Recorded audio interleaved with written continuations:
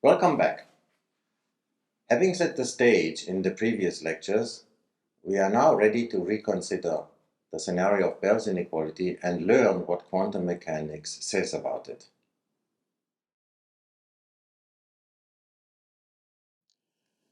So the set, the source for entangled photon pairs, is emitting a pair described by this linear combination of vertical and horizontal vertical, which is an entangled state of the two polarizations. And now we probe on this side and we probe on that side. And let's just do the probing with a polarizing beam splitter and a half-wave plate that we can set at different angles. So if the half-wave plate is set at angle 0, then we are just probing vertical horizontal. If it's set at another angle, we can probe diagonal, anti-diagonal, or we can probe some other linear polarization. So let me just specify an angle alpha here and an angle beta there. And in terms of these angles,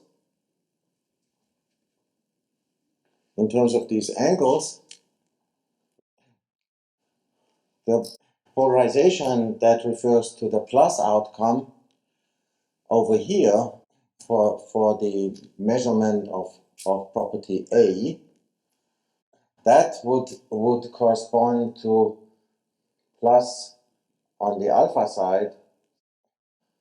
That measurement would correspond to a vertical cosine of alpha plus horizontal sine of alpha, and the minus measurement on the A side would be vertical sine of alpha minus horizontal cosine alpha.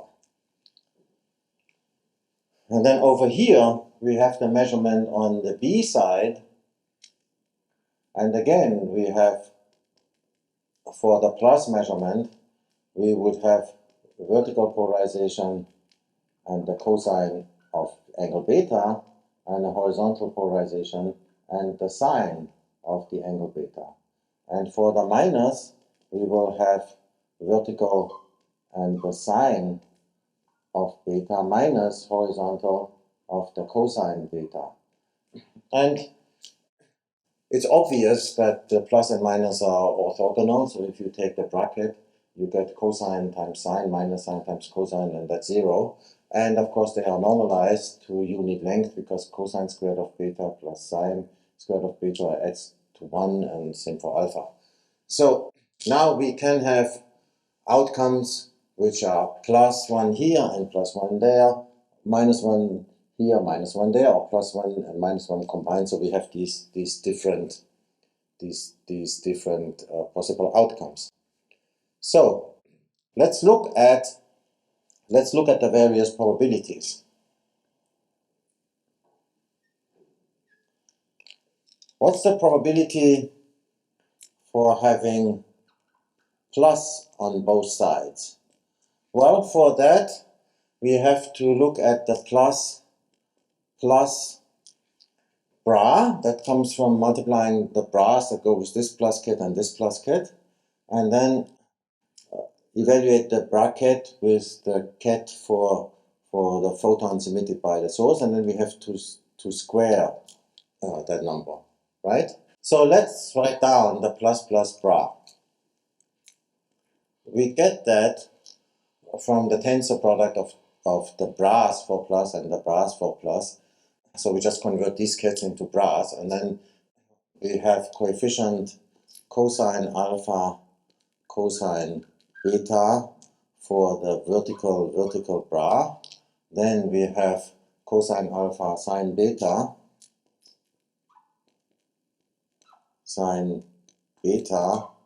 for the vertical horizontal bra. Then we have sine alpha cosine beta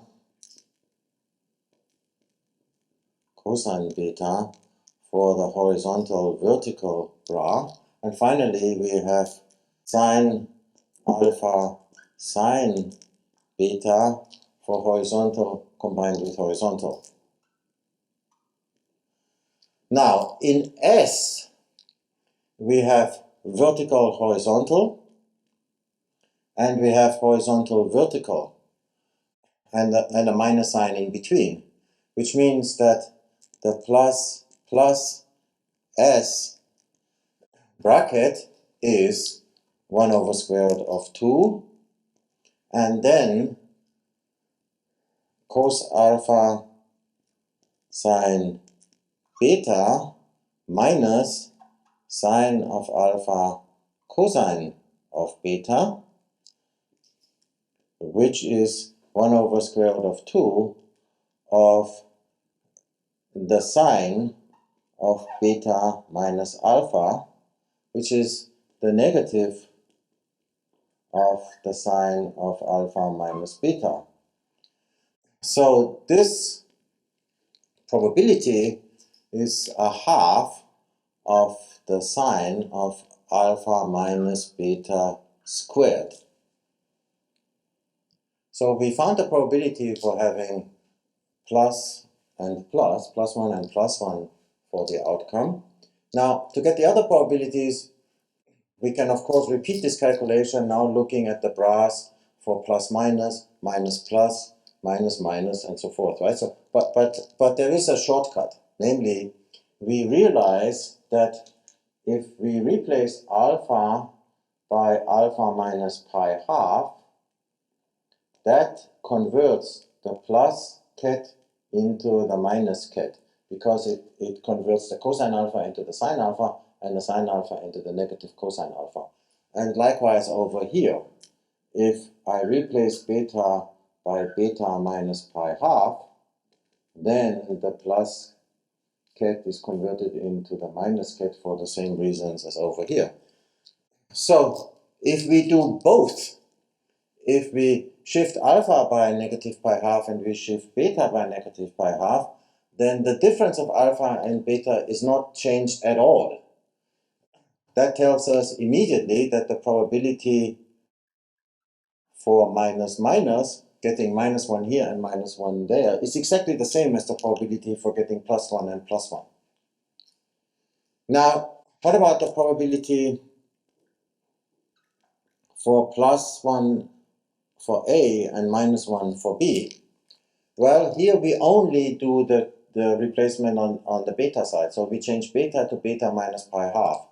But when you do that, the sine of alpha minus beta becomes the sine of alpha minus beta plus pi half, and that's the cosine of alpha minus beta. So this will be equal to half of the cosine of alpha minus beta squared. And then if we do the alpha change and do not the alpha change by pi half, but we do not change the beta, again we get the cosine of alpha minus beta squared. So that's also the probability for getting minus 1 on the A side and plus 1 on the B side. So we have all 4 probabilities now associated with the plus minus measurement referring to angle alpha here, and the plus minus outcomes referring to the angle beta over there. And we can now combine this into the correlation that refers to the settings alpha and beta that we have chosen for the measurement, by which we calculate the mean value that we get for the product of the outcomes. So if it's plus plus, well, then the product is 1, and that occurs with the probability half sine alpha minus beta squared. But minus minus also has the product of plus 1, so we get this a second time. So the plus outcome for the product we get with the total probability of twice half sine alpha beta squared, so it's just sine alpha beta squared. Now, the outcomes plus minus, the product is minus 1, minus plus, the product is minus 1, so they also go together, and so we subtract the cosine alpha minus beta squared. So we assign plus 1 if we have the same outcome, we assign minus 1 if we have different outcomes, and we ask what is the number that we get on average. Sometimes we get plus for for the product, and that occurs with the probability of sine alpha minus beta squared. Sometimes we get minus for the product, and that occurs with the probability of cosine alpha minus beta squared. So we repeat this experiment very often. We get all these different kind of outcomes. We check how often we get plus plus, how often we get plus minus, minus plus, plus minus minus, which we just count, and we determine this correlation. And this combination, as you can see, is just a negative cosine of 2 alpha minus 2 beta. Now, if you remember what we did in the first lecture of this cycle, we were looking at this particular combination of such correlations for two settings on the left and two settings on the right. And the number that we calculated was a combination of such four correlations for the settings alpha 1, beta 1, the setting alpha 1, beta 2, the setting alpha 2, beta 1, and the setting alpha 2, beta 2.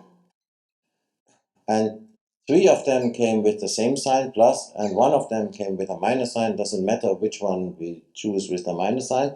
Then the absolute value of this combination. And the Bell inequality says that this is less than 2. This is the Bell inequality that we talked about in the first lecture in the cycle.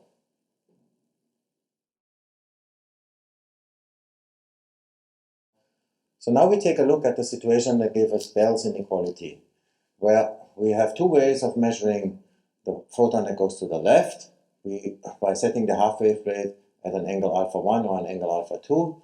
And on the right-hand side, we set the half-wave rate at beta 1 or beta 2. So combining these different settings, we have the correlation for the settings alpha 1, beta 1, alpha 1, beta 2, alpha 2, beta 1, alpha 2, beta 2. We add three of those numbers, subtract the fourth, and each of these numbers is of this form.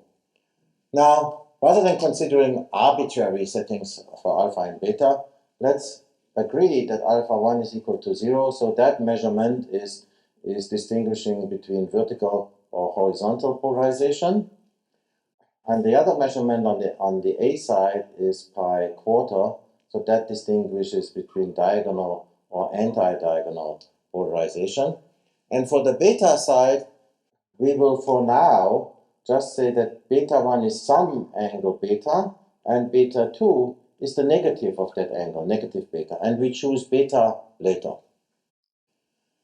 So if these are our choices, then in this correlation function where we have alpha equal to 0, which is the case for the correlation for alpha 1 beta 2 and alpha 1 beta 1, so these two numbers, they will be equal to the negative cosine of negative 2 beta and the negative cosine of 2 beta, which are both equal to the negative cosine of 2 beta. Okay, so we have already these two numbers, and now we look at the numbers where alpha is pi quarter. So the correlation alpha 2 beta 1 will be the negative cosine of 2 times pi quarter pi half minus 2 beta, but that is the negative sine of 2 beta. And the correlation for alpha 2 and beta 2, that's the negative cosine of pi half plus 2 beta, and that will be the positive sine of 2 beta. Now, in this expression, we have to add these two numbers, and we have to subtract this number from this. If we add these two numbers, we get negative 2 cosine 2 beta. As we take this number, subtract this one, we get negative 2 sine 2 beta. Now we take the absolute value as required here, and we work this out. So there's an overall factor of 2, and I will throw in another overall factor of square root of 2, and I will undo the damage by dividing by square root of 2 inside, where I have the cosine of 2 beta plus the sine of 2 beta. then I will regard this 1 over square root 2 as the sine of pi quarter, and this 1 over square root 2 as the cosine of pi quarter. And so the whole thing is 2 times square root of 2, the absolute value of the sine of 2 beta plus pi quarter. And here we can now decide what is a good choice for beta. So we want to make this number as large as we can, and so we want this sine to be equal to 1, and that happens when 2 beta is equal to pi quarter, because then we have the sine of pi half, which is 1. So we have this choice of beta 1 equals beta, beta 2 minus beta, with beta equal an eighth of pi.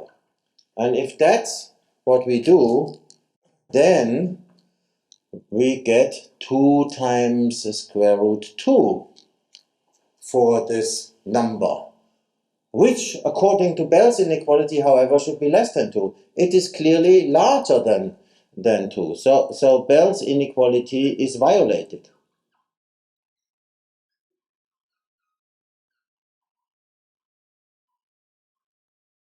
Bell's inequality is not correct as a statement about the correlations of polarized photons in such an experiment. Now, such experiments can be done, and they have been done, and they have been done with a very good accuracy. Accuracy so good that in some experiments one gets very close to this number of 2 times square root 2 or square root 8, and which in fact is the largest number that you can get. So if you consider arbitrary choices for alpha and beta and try to find out what is the largest possible number, you will find 2 times square root 2. This tells us that what we said in the first lecture in this cycle, namely that Bell's inequality is not correct as a statement about physical systems. And then at that time, we were asking ourselves, so what goes wrong? And there's nothing wrong with the mathematics that produces Bell's inequality. So the mistake must be in the basic assumption. And the basic assumption is that there is a hidden mechanism that determines the outcomes of these measurements. These outcomes in such of an experiment, getting +1 or -1, +1 or -1, they look random to us as we do the experiment, but we could, following Bell, surmise that there is a hidden mechanism that determines these outcomes. If there is such a mechanism, then this quantity should always be less than 2, but it is not. So, for the physics of this situation, Bell's inequality does not apply. There is no hidden mechanism. And these events in these quantum measurements, they are randomly realized, and they are just random in their nature.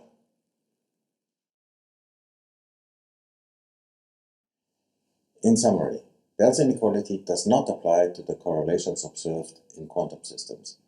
As already mentioned in the first lecture in this cycle, the data from actual experiments are not consistent with Bell's inequality. They are, however, confirming the quantum mechanical prediction. Therefore, the reasoning that established Bell's inequality is refuted. We have thus completed this first cycle of lectures. The following cycle will build on this material and deal with further aspects of quantum systems, how we describe them, and what we can do with them.